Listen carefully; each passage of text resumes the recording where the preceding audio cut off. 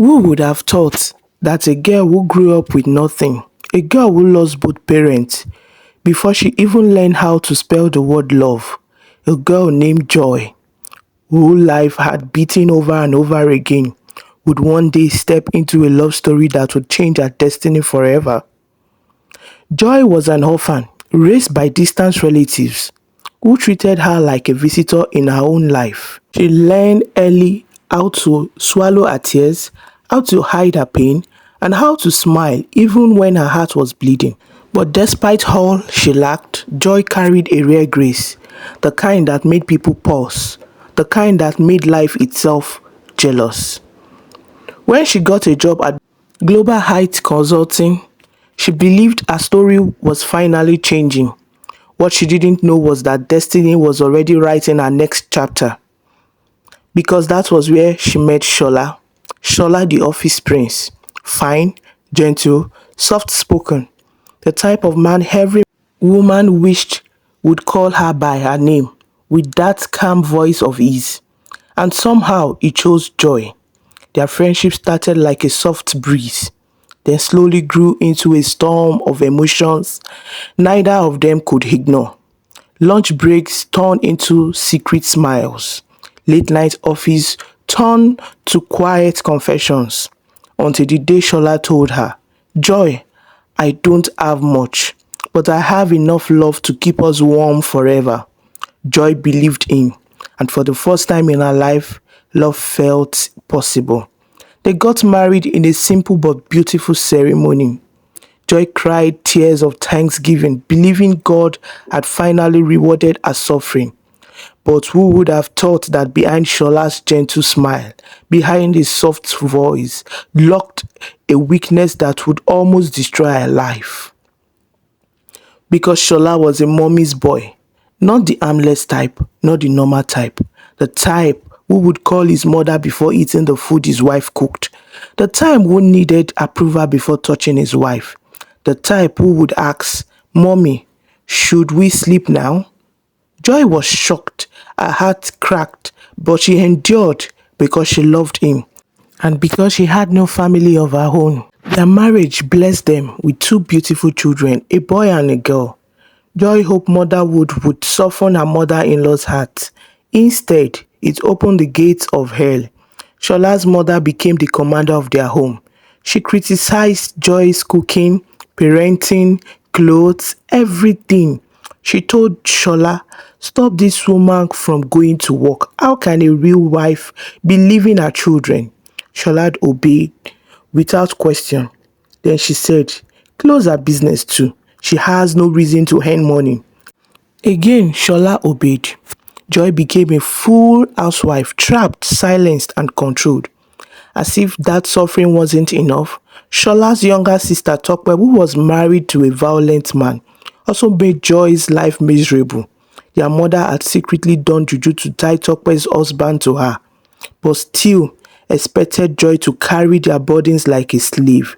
They ordered Joy around, insulted her daily, treated her like a stranger in her own home. Joy's house became a prison with no walls.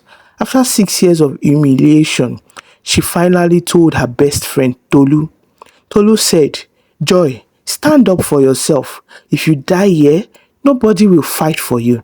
But Joy was still afraid until destiny pushed her to the edge because Shola started cheating.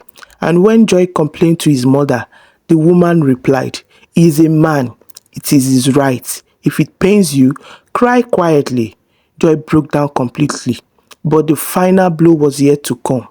It was Joy's birthday, the one day she hoped for peace. She cooked her favorite meal, cleaned the house, dressed beautifully, and prayed quietly, Lord, let today be different.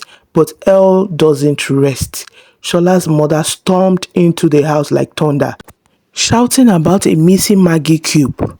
Joy tried to speak, tried to explain, but the woman raised her hand and, bah!